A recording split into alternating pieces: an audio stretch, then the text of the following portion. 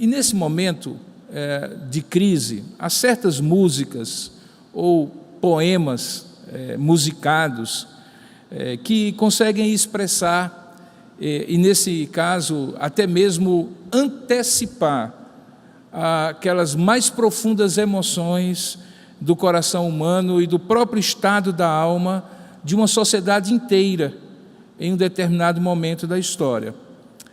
Existe uma música em particular que nós vamos ouvir agora, pelo menos a parte instrumental dela, enquanto eu leio para você os versos da música, que me parecem ser absolutamente precisos para que a gente consiga sentir o que significa esse momento do ponto de vista da paciência que nós precisamos ter e o que ela significa. Eu gostaria que o pessoal jogasse aí o áudio dessa música, que certamente você vai reconhecer.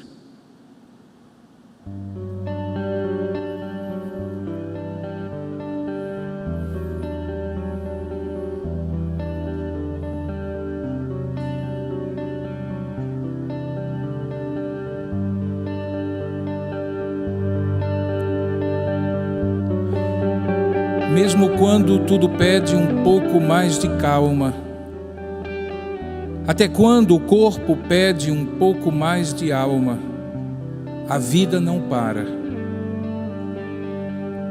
Enquanto o tempo acelera e pede pressa, eu me recuso, faço hora, vou na valsa, a vida é tão rara. Enquanto todo mundo espera a cura do mal e a loucura finge que isso tudo é normal, eu finjo ter paciência.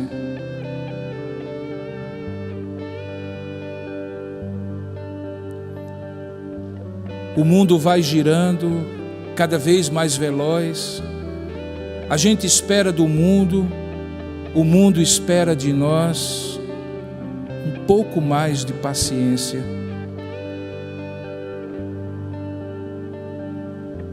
Será que é tempo que lhe falta para perceber?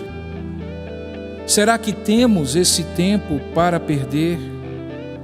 E quem quer saber? A vida é tão rara, tão rara.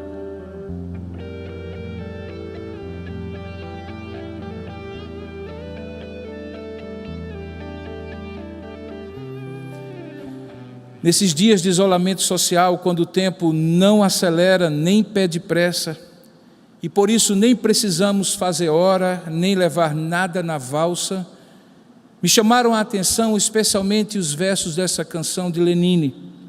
Enquanto todo mundo espera a cura do mal e a loucura finge que isso tudo é normal, eu finjo ter paciência. O mundo vai girando cada vez mais veloz, a gente espera do mundo, o mundo espera de nós um pouco mais de paciência. Nessa crise, será esse tipo de paciência que a gente espera do mundo e o mundo espera de nós? Enquanto todo mundo espera essa cura do mal e alguns loucos fingem que isso tudo é normal, será essa paciência que alguns até mesmo chamam de resiliência, aquela propriedade física dos materiais de retornar à forma original após terem sido submetidos a diversas forças que lhe provocaram uma deformação elástica? Será isso que nós queremos? Resiliência para aguentar um pouquinho até que a vida volte ao que era antes? Nessa manhã, irmãos, eu lhes convido a refletirmos sobre a paciência como um passo além da mera resiliência humana. E o meu propósito é demonstrar para o seu conforto espiritual que nessa crise a paciência é uma virtude formada em nosso interior para sermos moldados à semelhança do Filho de Deus, Jesus Cristo. pois muito mais do que qualquer outro aspecto dessa pandemia da Covid-19, se vai durar muito ou pouco, se vamos permanecer saudáveis ou adoecer, se as empresas e o país vão falir ou sobreviver, o mais importante será que tipo de pessoa você e eu vamos nos tornar pela ação de Deus, que nos faz pessoas mais pacientes como Jesus. Leia comigo agora aí na sua Bíblia, que você deve ter em mãos, o texto no qual eu me basearei para falar desse tema, paciência, um passo além da resiliência humana. Ele se encontra em Romanos capítulo 5 e é um dos mais conhecidos da Bíblia Sagrada. Eu lhe convido a abrir, portanto, a palavra de Deus em Romanos capítulo 5 e juntos lermos a palavra do Senhor, que se encontra na exposição que Paulo faz do Evangelho de Deus aos irmãos da igreja em Roma.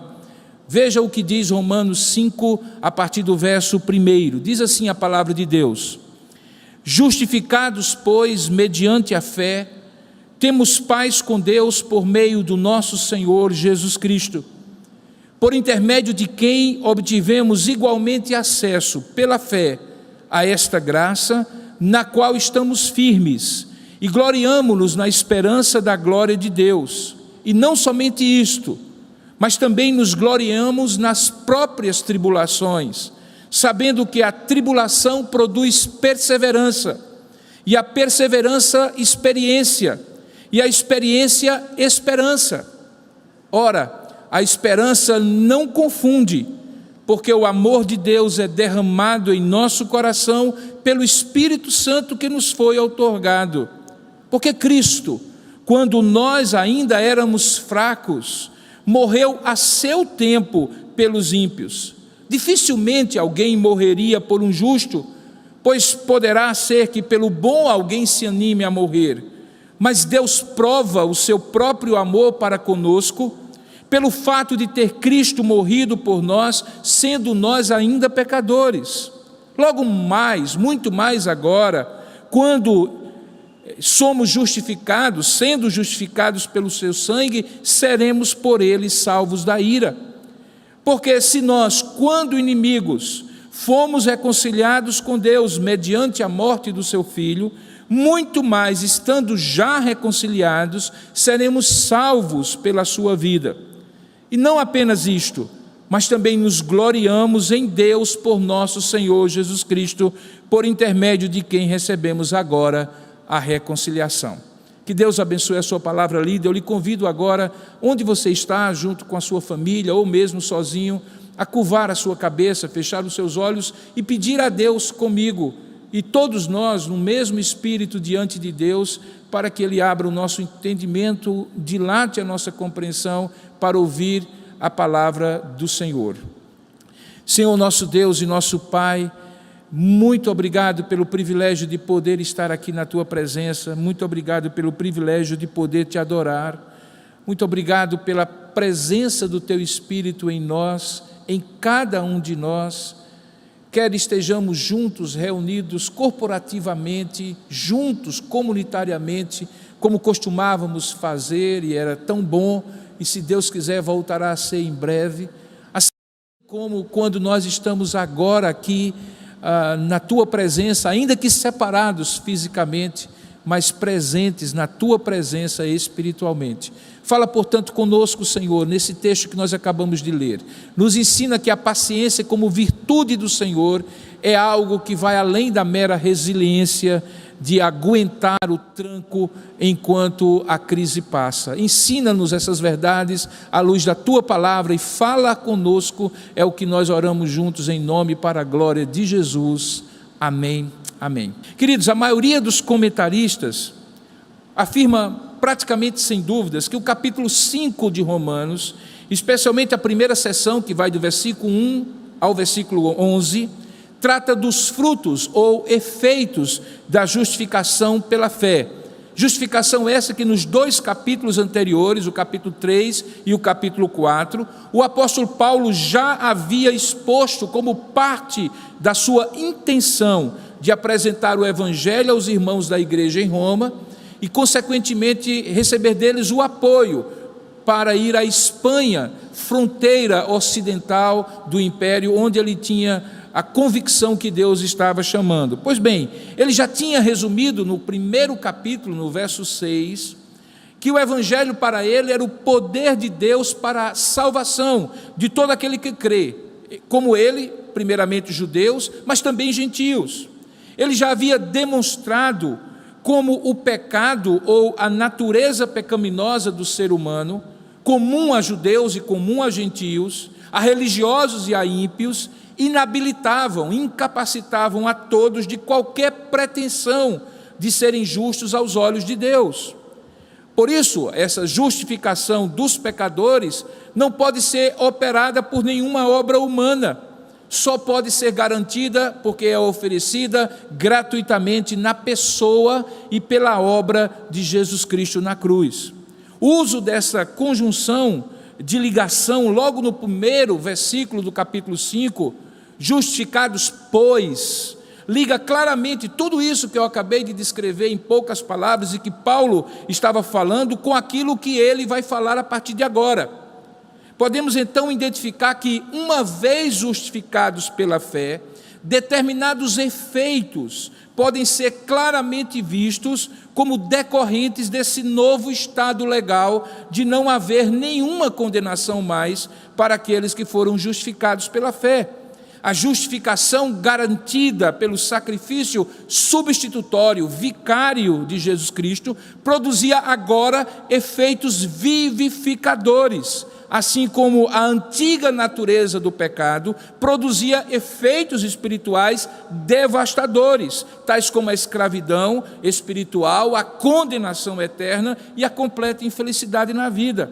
Agora, nesse momento, Paulo diz aquilo que vai substituir de maneira efetiva, como efeitos da substituição, aquelas coisas negativas e devastadoras da antiga situação, o que vai ser substituído agora e como vai ser substituído agora. O primeiro efeito que Paulo descreve claramente é o efeito da paz. A Bíblia diz que justificados, pois, mediante a fé, temos paz. E embora nós não tenhamos entre os comentaristas um consenso se a melhor tradução seria tenhamos paz, como alguns bons argumentos baseados nos manuscritos podem nos indicar, ou se temos paz no sentido de uma constatação real, já existente e concreta. O fato é que o pois, independentemente disso, indica que o estado de beligerância, de inimizade entre Deus e o homem, estava agora superado. Deus já havia nos reconciliado com Ele mesmo, por Jesus Cristo, como Ele mesmo também fala em 2 Coríntios capítulo 5, verso 18. Havia acontecido uma propiciação completa, que satisfazia a justiça de Deus completamente, imputando ao seu próprio Filho os pecados dos escolhidos e, ao mesmo tempo, imputando aos escolhidos a justiça perfeita do Filho de Deus, Jesus Cristo.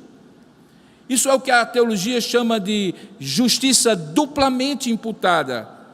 O grande comentarista Rod, teólogo, diz que a justiça pela qual nós somos justificados não é algo feito por nós, nem nada que tenhamos forjado em nós mesmos, mas algo feito por nós e a nós imputado. É a obra de Cristo, o que Ele fez e sofreu para satisfazer as demandas da lei. Não é nada que tenhamos criado, forjado, por isso dizemos que Cristo é nossa justiça, que somos justificados por seu sangue, sua morte, sua obediência. Somos justos ou declarados justos nele e somos justificados por ele ou em seu nome. Portanto, essa justiça de Deus, completa Rod, revelada no Evangelho e pela qual nós somos constituídos justos aos olhos de Deus, é, portanto, a justiça perfeita de Cristo, a qual cumpre completamente todos os requisitos da lei a que os homens estão obrigados e que todos os homens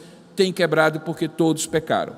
Uma vez que essa reconciliação pacificadora da relação de Deus com o homem é fato consumado, consequentemente, Paulo agora continua o encadeamento dos efeitos, mostrando que o segundo efeito é um acesso desse homem pecador à presença de um Deus santo.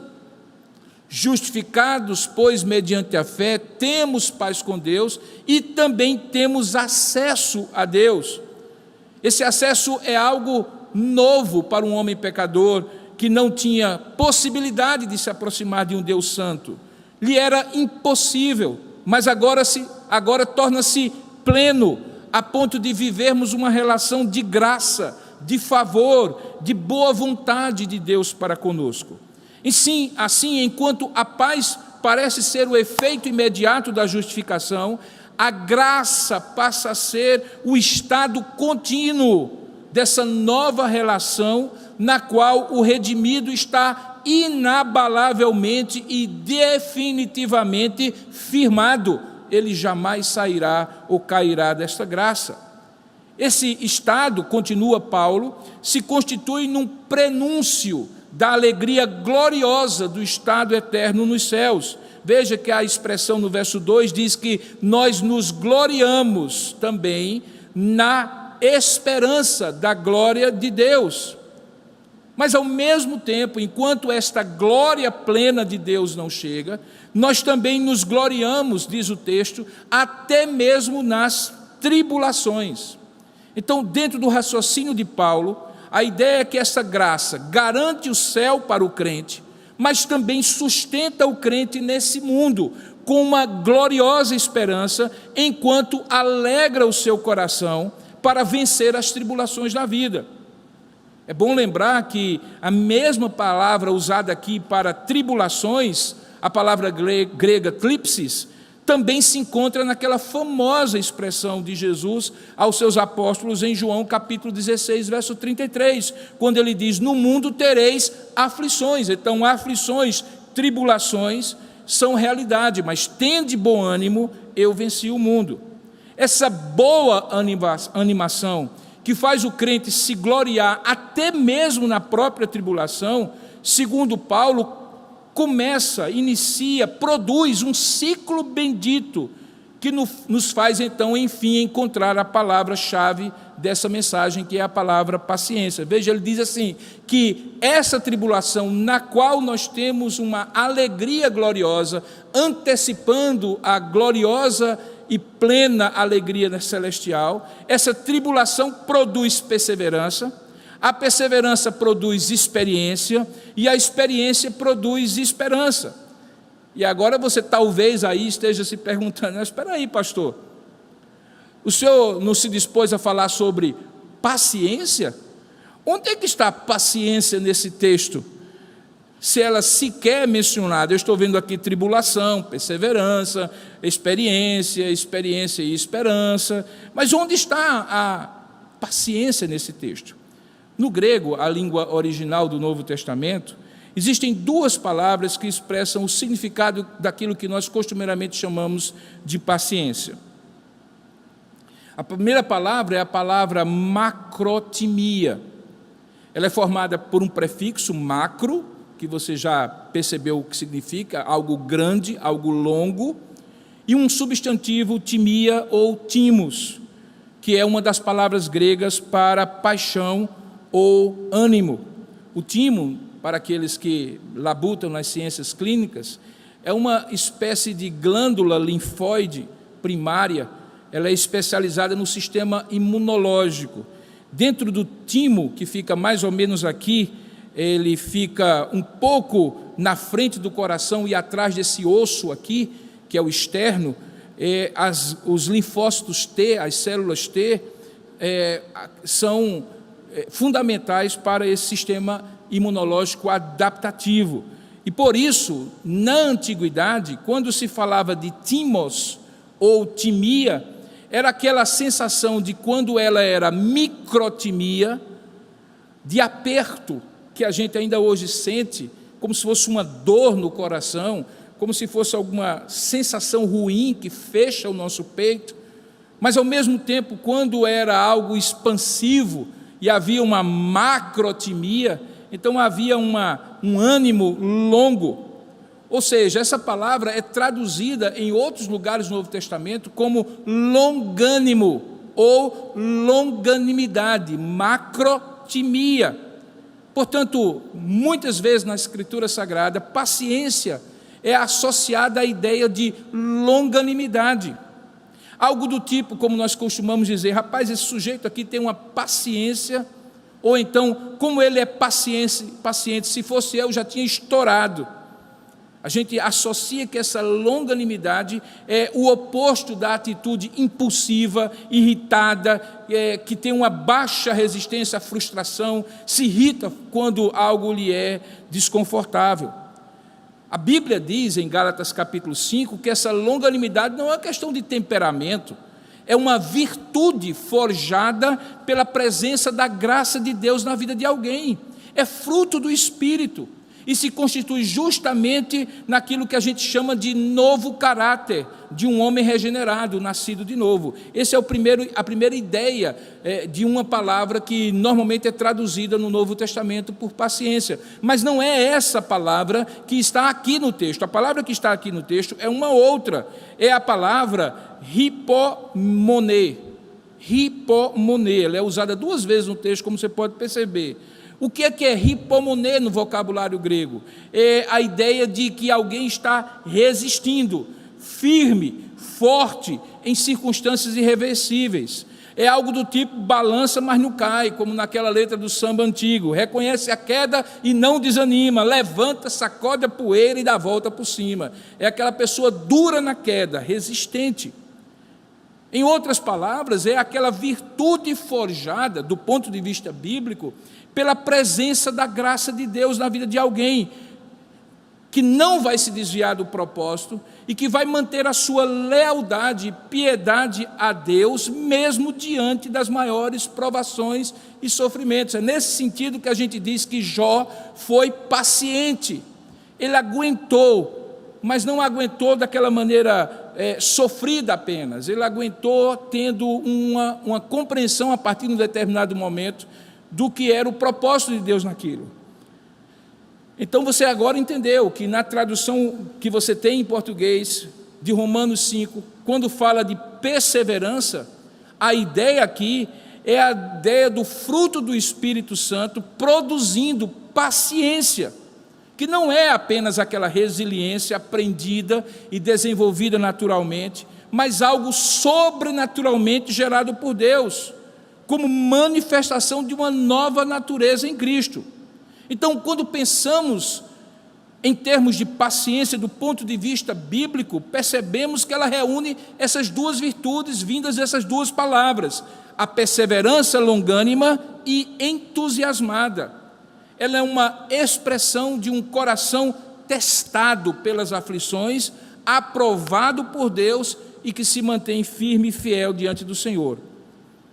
Essa é a razão, irmãos, porque essa paciência aqui, bíblica, não é aquela paciência dos antigos estoicos, aqueles filósofos gregos que diziam que, por intermédio do sofrimento, você aguentando tudo calado, sofrendo, impávido colosso, sem alegria, mas sem esperança, mas firme, você então passa pelo verdadeiro teste da vida. Não, o verdadeiro teste da paciência não é uma espera masoquista, autocontida, passiva, conformada em si e por si mesmo. Também não é o uso moderno da palavra resiliência, que está em voga hoje, dizendo que é alguém que enverga, mas não quebra. Mas também não evolui para algo melhor, volta a ser aquilo que ele é. Se lastece por um tempo, mas depois volta ao estado e forma original. Não, do ponto de vista bíblico, a paciência é algo além da resiliência. É possível perceber que essa paciência bíblica, na maneira como Paulo estrutura essa parte da sua exposição, se manifesta em 3 dimensões que eu gostaria que você olhasse agora para o texto na perspectiva dessas 3 dimensões. A primeira delas é que nessa paciência há um fundamento baseado no qual nós aprendemos a vivenciar essa paciência. E é justamente essa a dimensão do antes, porque haverá também uma dimensão do durante e uma dimensão do depois da tribulação. Antes da tribulação, a paciência reside, repousa num fundamento baseado no qual nós aprendemos a exercê-la. Veja, a paciência cristã tem os pés fundados, firmados. Em quê? Nas circunstâncias? Não. Lá na obra completa, passada, definitiva de Cristo. É uma paciência esperançosa, cheia de vida e de alegria, porque sabe o que já foi conquistado. Já usufrui em parte aquilo que foi conquistado de uma vez por todas. E tem a serena expectativa da promessa ser plenamente cumprida.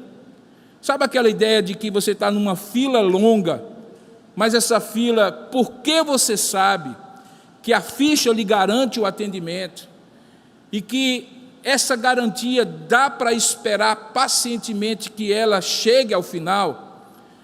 Alguns dizem que a pior fila é aquela que você não sabe se vai ser atendido. Nesse caso, esta melhor fila é garantida, porque você já foi atendido.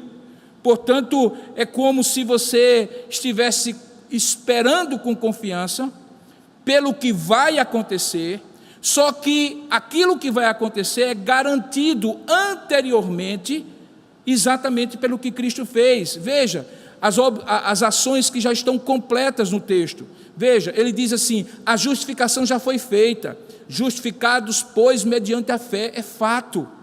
Ele diz que a paz, fruto da reconciliação, já é uma realidade possível de ser vivenciada. Nós temos paz com Deus por meio do nosso Senhor Jesus Cristo. Ele diz que aquela antiga inacessibilidade a Deus, por causa da antiga inimizade que provocava a ira de Deus sobre nós, já foi superada. Diz que por intermédio de quem obtivemos igualmente acesso, já obtivemos. Nesse momento nós estamos diante do trono de Deus, entramos no santíssimo lugar, aquele lugar que era inacessível foi aberto. Deus em Jesus abriu um novo e vivo caminho. Portanto, não há necessidade de nos impacientarmos, porque está garantido, não porque o melhor está por vir, não porque o melhor já veio, já consumou-se. Ele conclui dizendo que o próprio Espírito Santo, aquele que produz essa paciência, já nos foi outorgado, e como diz Paulo em Efésios, é garantia, penhor da nossa redenção. Então essa série de fundamentos é expandida por Paulo, quando lá na frente do texto, você pode acompanhar aí, ele afirma: porque Cristo, veja o argumento de Paulo, quando nós ainda éramos fracos, morreu a seu tempo, consumado está, pelos ímpios como nós éramos. E aí ele argumenta: olha, dificilmente alguém morreria por um justo, pois poderá ser que pelo bom alguém se anime a morrer, mas Deus prova hoje o seu amor para conosco, pelo fato de ter Cristo morrido por nós antes, quando nós ainda éramos pecadores afastados de Deus. Portanto, a boa paciência tem os pés repousados não nas circunstâncias, mas no firme fundamento da obra de Cristo já consumada no Calvário. Esse é o antes.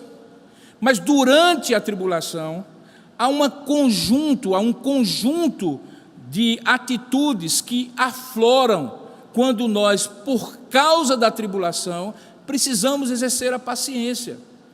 É a dimensão do durante. A dimensão do antes baseia-se no que Cristo fez. A dimensão do durante, ela é expressa nas atitudes que naturalmente, ou eu diria sobrenaturalmente, afloram quando nós estamos debaixo de tribulação. A gente costuma chamar de conjunto atitudinal aquelas virtudes ou vícios que florescem naturalmente sob pressão. Aquilo que está subjacente por baixo da normalidade, das convenções sociais, das normas restritivas, mas que uma vez devidamente provocados, pressionados pelas circunstâncias, ou ativados por determinados estímulos, aparecem facilmente e revelam quem realmente nós somos.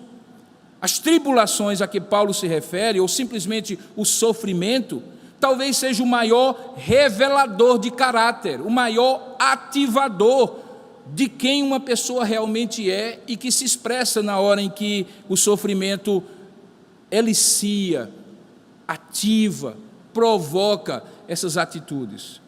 Perceba que Paulo afirma assim, olha, a alegria decorrente dessa nova condição da pessoa remida com Cristo produz uma alegria esperançosa, uma expectativa que faz a pessoa se alegrar antecipadamente por causa da esperança da glória de Deus, mas também produz algo ainda mais sobrenatural, que é a virtude de se alegrar em meio à tribulação com a mesma glória que nos está reservada nos céus.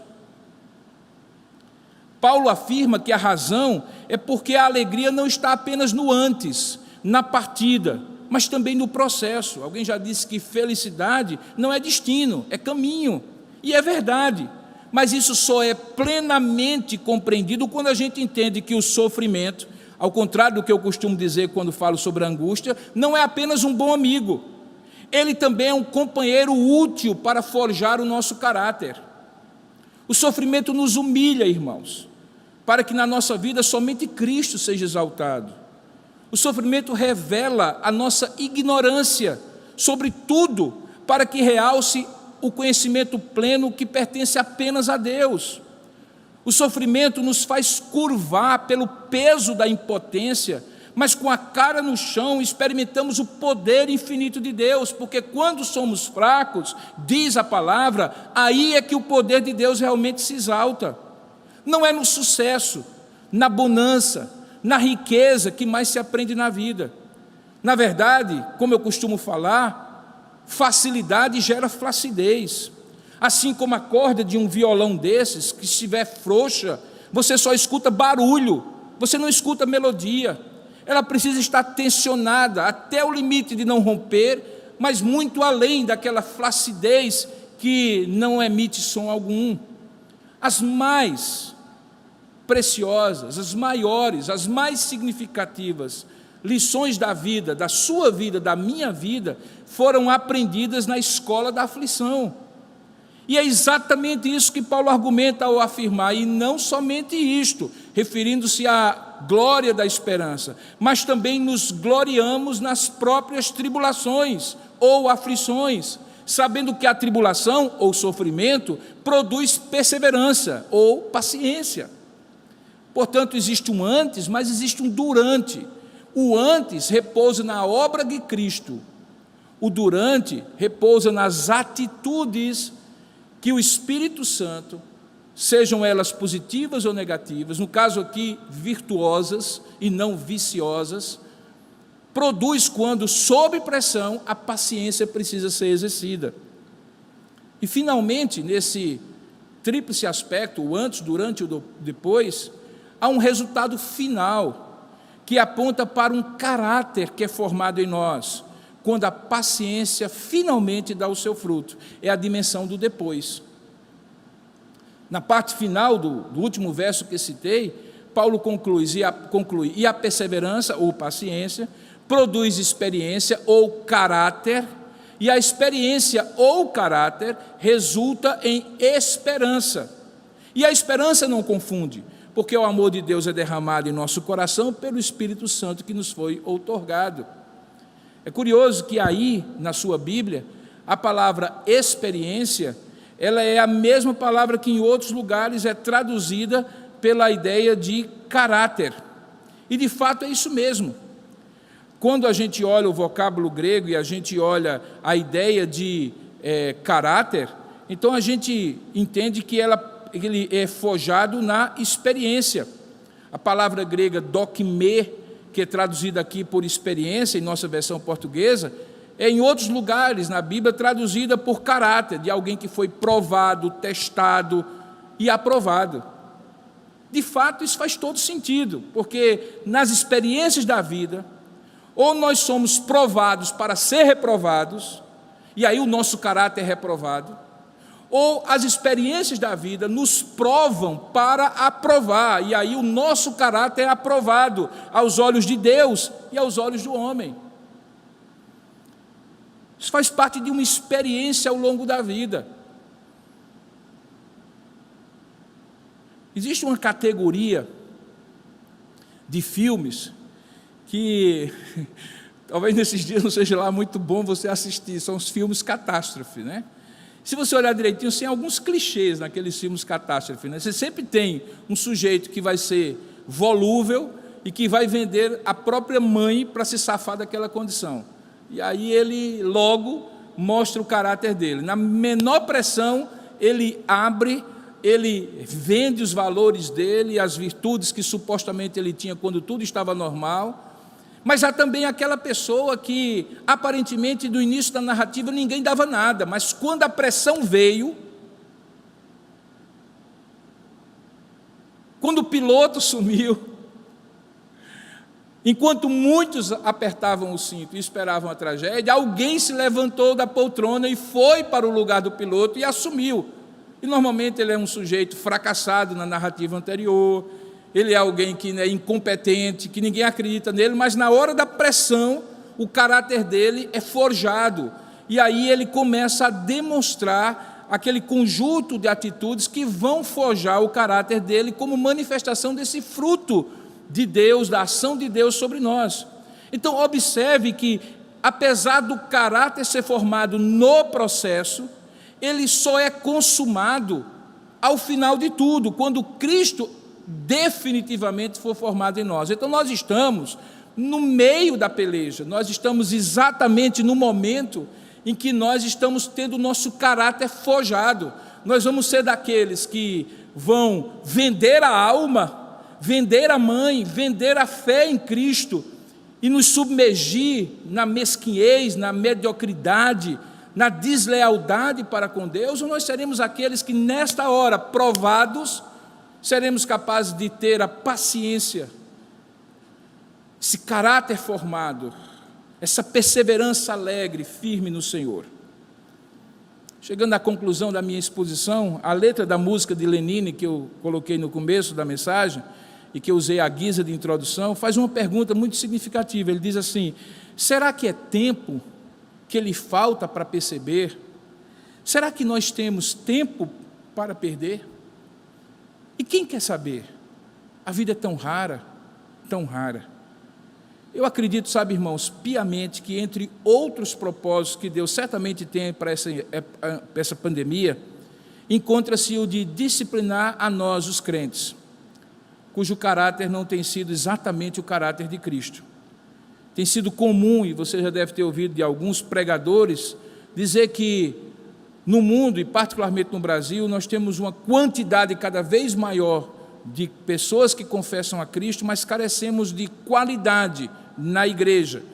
A Bíblia mostra que a qualidade é produzida quando a provação testa quem é quem. E nós temos visto nesses dias, já iniciando, essa provação que mostra quem é quem. Então, será que é tempo que nos falta para perceber? Não, certamente não. Eu estou trabalhando muito mais nesses tempos de isolamento social do que no dia a dia. Mas não me falta tempo para refletir sobre essas coisas. Sobre você, você certamente também não lhe falta.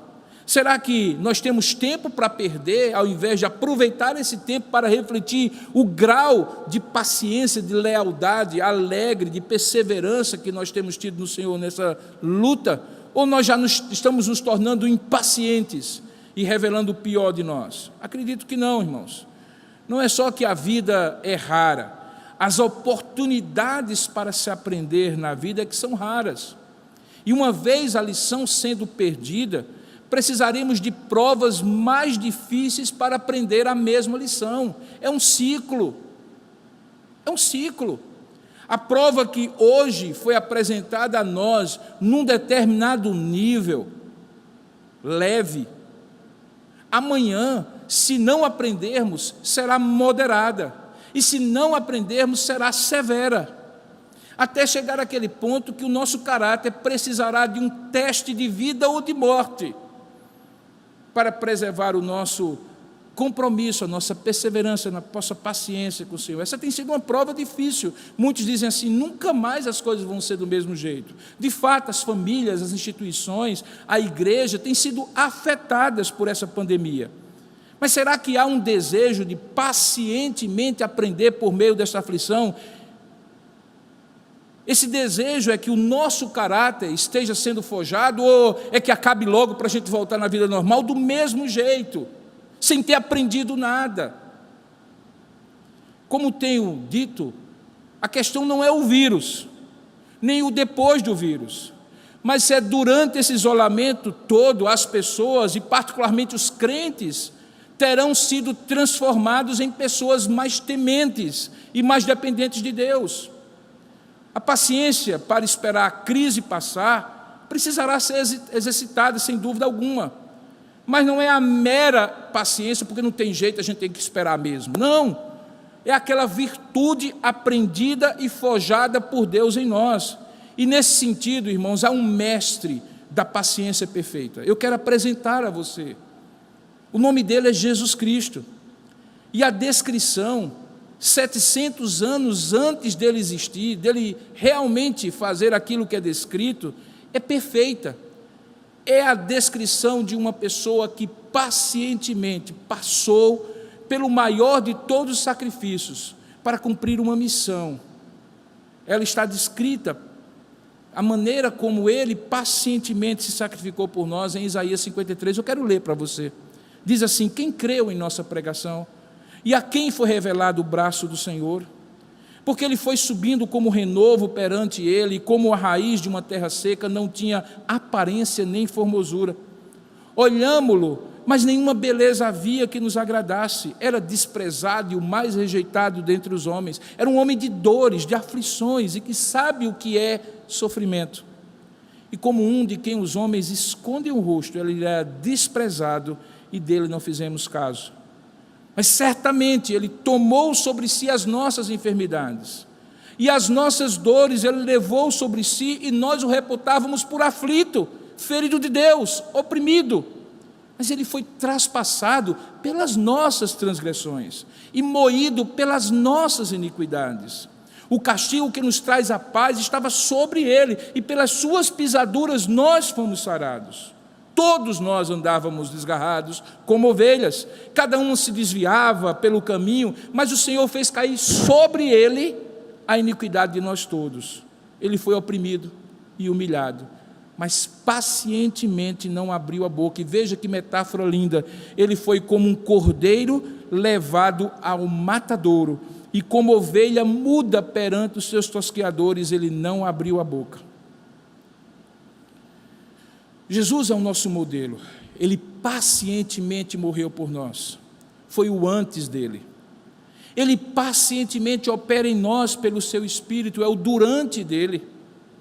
Ele pacientemente aguarda o tempo de sua vinda, quando reinará eternamente, é o depois dele. Nesse durante dele, Jesus espera pacientemente pela conversão dos eleitos, no tempo de Deus, pela pregação do Evangelho. Aparentemente, somos nós aqueles que mais esperamos pelo fim dessa pandemia, em particular, e das aflições da vida em geral, mas a verdadeira paciência é dele, esperando que na crise nossos corações se convertam, nosso caráter seja formado. É exatamente isso que Pedro nos faz lembrar quando diz assim: não retarda o Senhor a sua promessa, como alguns a julgam demorada. Pelo contrário, ele é longânimo, ele é paciente para convosco, não querendo que nenhum pereça, senão que todos cheguem ao arrependimento. E daí eu quero marcar o fim da pandemia. Do ponto de vista de Deus, é quando o processo de transformação do nosso caráter, de cada pessoa, nesse trabalho personalizado, e particularmente sobre os filhos da aliança, como você, tiver concluído. Enquanto isso não acontecer, precisamos ter paciência. E é o que eu espero que você tenha. Que você esteja forjado pela paciência de Deus na sua vida. Que Deus o abençoe. Amém.